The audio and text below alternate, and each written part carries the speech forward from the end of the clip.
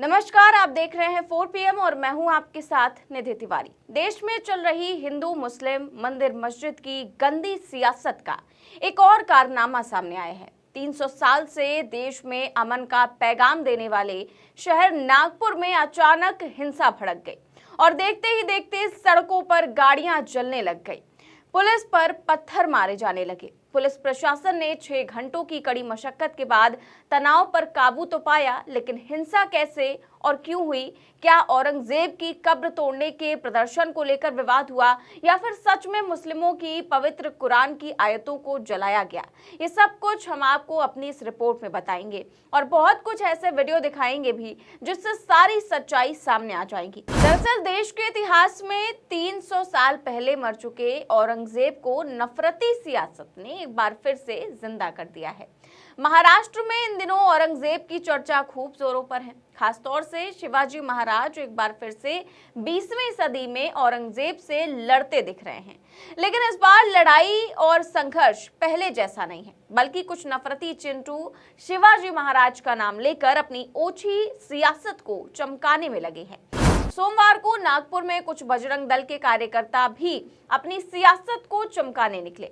बजरंग दल के कार्यकर्ताओं ने औरंगजेब की कब्र को हटाने के लिए एक प्रदर्शन किया। आप ही देखिए प्रदर्शन में क्या कुछ हुआ। एक धक्का और दो, छत्रपति के सम्मान में, छत्रपति के सम्मान में, एक धक्का और दो, एक धक्का और दो, एक धक्का और दो, एक धक्का और दो।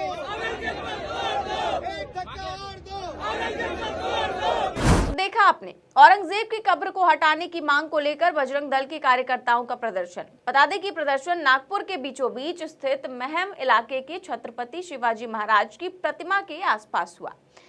पुलिस ने प्रदर्शनकारियों को शांत कराकर वापस भेज दिया और पूरे नागपुर का माहौल शांत था। लेकिन दोपहर बाद अचानक मुस्लिम समुदाय की भीड़ महम इलाके के पास जमा होने लगी। मुस्लिम समुदाय का आरोप था कि बजरंग दल के कार्यकर्ताओं ने उनकी कुरान की आयतों को जला दिया है। सुनिए प्रदर्शन करने वालों की ये बातें, खुद आपको पूरी कहानी समझ आ जाएगी।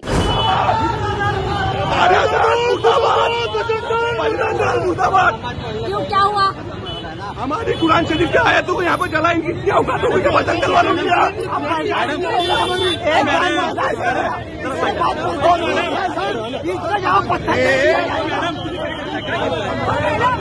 देखा आपने, मुस्लिम समुदाय के लोगों का साफ तौर पर आरोप है कि उनकी धार्मिक पुस्तक कुरान की आयतों को जलाया गया है।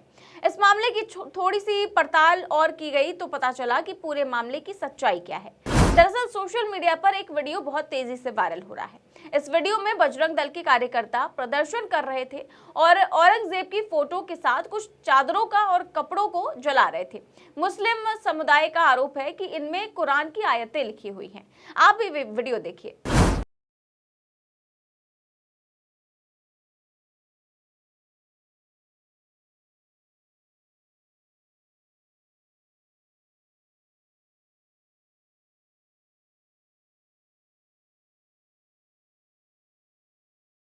देखा आपने कि वीडियो में साफ दिख रहा है कि औरंगजेब के साथ कुछ चादरें जलाई जा रही हैं।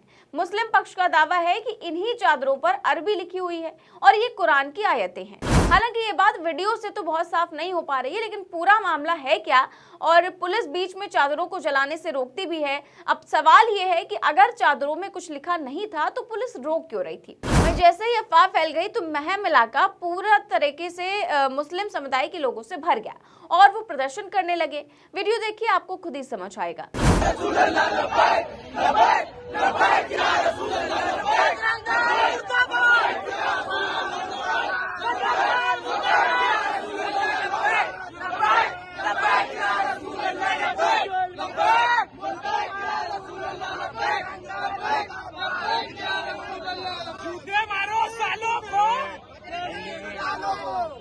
मेरे भाई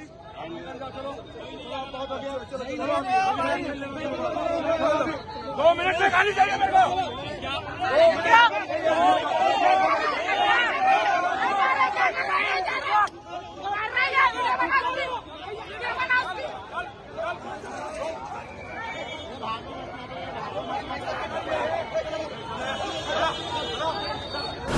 आपने कि मुस्लिम समुदाय के लोगों की भीड़ जमा हुई है और औरंगजेब की फोटो जलाए जाने से नहीं बल्कि कुरान की आयतों को जलाए जाने से आक्रोशित है और अपने प्रवर्तक मोहम्मद साहब के नारे लगा रही है। और सोचने वाली बात तो ये है कि अगर औरंगजेब के समर्थन में मुस्लिम समुदाय के लोग जमा हुए होते तो वो औरंगजेब के लिए नारे लगा रहे होते, लेकिन भारी भीड़ में कहीं से भी औरंगजेब के नहीं बल्कि अपने नबी के नारे लगाने की आवाजें आ रही हैं।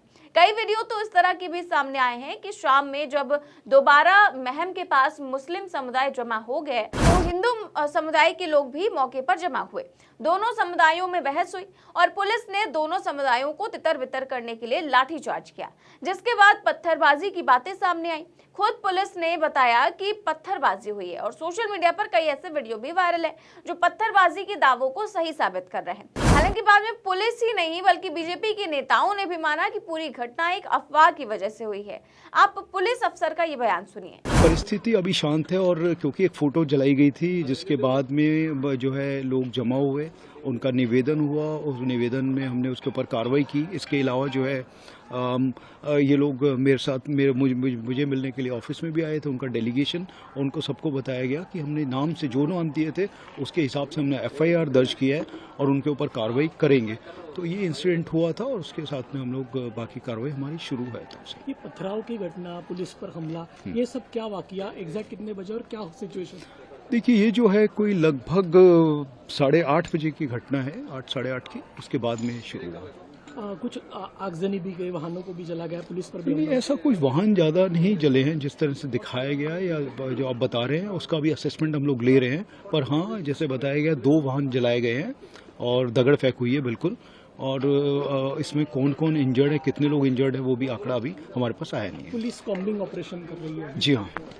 किस तरीके से कॉम्बिंग ऑपरेशन? कॉम्बिंग ऑपरेशन जो भी इसमें इन्वॉल्व हैं, जो दिख रहे हैं, जो इन्वॉल्व थे, उन लोगों के ऊपर कार्रवाई हो रही है, उनको अरेस्ट किया जा रहा है। एहतियात के तौर पर 144 या कर्फ्यू? हाँ जी, हमने 144 धारा लगाई है और सबको जो है ये हिदायत दी है कि कोई भी बाहर ना निकले अननेसेसरी और कोई भी कायदा कानून अपने हाथ में ना ले। अफवाहें भी काफी चल रही, क्या अपील करेंगे? मैं सबसे यही बोलना चाहूँगा कि अफवाहों पे विश्वास ना करें। इस एरिया को छोड़ दें तो पूरा शहर में शांतता है और सब लोग शांतता से हैं। आप किसी भी चीज़, अगर आपके सामने कोई भी चीज़ दिखती है या आपके सामने कोई कुछ बोलता है, अफवाह फैलाता है, तो उसकी खबर हमें दें, हम उसके ऊपर कार्रवाई करेंगे। हालांकि देर रात में ही नागपुर की पुलिस ने ये पूरे मामले पर काबू पा लिया था। महाराष्ट्र सीएम पूरे मामले की खुद निगरानी कर रहे हैं। ये भी जानने वाली बात है कि ये जो नागपुर सिटी है वो सीएम सिटी भी है। देवेंद्र फडणवीस ने रात में ही बयान जारी कर उपद्रवियों से सख्ती से निपटने की हिदायत पुलिस को दी है। नागपुर के महल इलाके में जिस प्रकार से तनाव की स्थिति निर्माण हुई, ये बहुत ही निंदनीय है। जिस प्रकार से कुछ लोगों ने पत्थरबाजी की है, पुलिस पर भी पत्थर फेंके हैं, ये बिल्कुल गलत है। मैं स्वयं इन सारी घटनाओं पर नजर रखकर हूं। मैंने पुलिस कमिश्नर को ये कहा है कि कानून व्यवस्था बनाने के लिए जो भी कड़े से कड़े कदम उठाने की आवश्यकता हो वो उठाए जाए और शांति को बनाया जाए।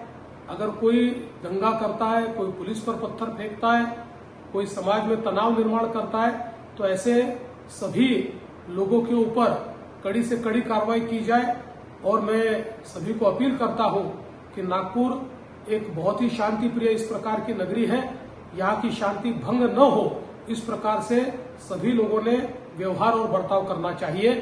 और कोई भी अगर इस प्रकार से तनाव निर्माण करने का प्रयास करेगा तो उसके ऊपर बहुत कड़ी कार्रवाई की जाएगी। वहीं खबर लिखे जाने तक 50 से ज्यादा उपद्रवियों को पकड़ा जा चुका है। पूरे इलाके में शांति कायम हो गई है फिलहाल, लेकिन सवाल ये है कि देश में नफरत की शुरू हुई ये राजनीति देश को किस ओर ले जा रही है। देश में बीजेपी और संघ से जुड़े लोग आए दिन पुराने विवादों को फिर से जिंदा करके अपनी राजनीति को चमकाने में लगे हैं। अगर महाराष्ट्र सरकार और हिंदू लोगों को औरंगजेब की कब्र हटानी ही है तो हटा दे। केंद्र और राज्य में सत्ता बीजेपी की है। अगर ऐसा नहीं है तो कानून बनाकर औरंगजेब की कब्र को हटाया जा सकता है। लेकिन इस पर बेमतलब की राजनीति और बेमतलब के बयान कहां तक उचित है। गौरतलब है कि पिछले दिनों खुद सीएम फडणवीस का बयान औरंगजेब की कब्र को लेकर आया था। सुनिए उनका बयान। और इस वक्त की बहुत बड़ी खबर आपको बता दें, देवेंद्र फडणवीस महाराष्ट्र के मुख्यमंत्री, उनका बहुत बड़ा बयान सामने है और कहा है कि हमें औरंगजेब की कब्र की जरूरत ही क्यों है। बीड में उनकी ओर से यह बयान दिया गया है औरंगजेब पर यह बहुत बड़ा बयान सूबे के मुख्यमंत्री का। तो ऐसे में साफ है कि औरंगजेब की कब्र को लेकर सियासत चल रही है और इसी सियासत में कुरान की आयतें आ गई और नागपुर में वो सब कुछ हो गया जो देश और समाज के लिए बिल्कुल भी सही नहीं है। आपको क्या लगता है कि देश में पुराने विवादों को जिंदा करके एक बार फिर से नफरत की राजनीति से वोट बटोरने की गहरी और गंदी साजिश हो रही है? हमें कमेंट बॉक्स में अपनी राय जरूर दें। चैनल को सब्सक्राइब भी करें और ज्वाइन भी करें। देश और दुनिया की तमाम बड़ी खबरें जानने के लिए देखते रहिए 4PM न्यूज नेटवर्क। नमस्कार।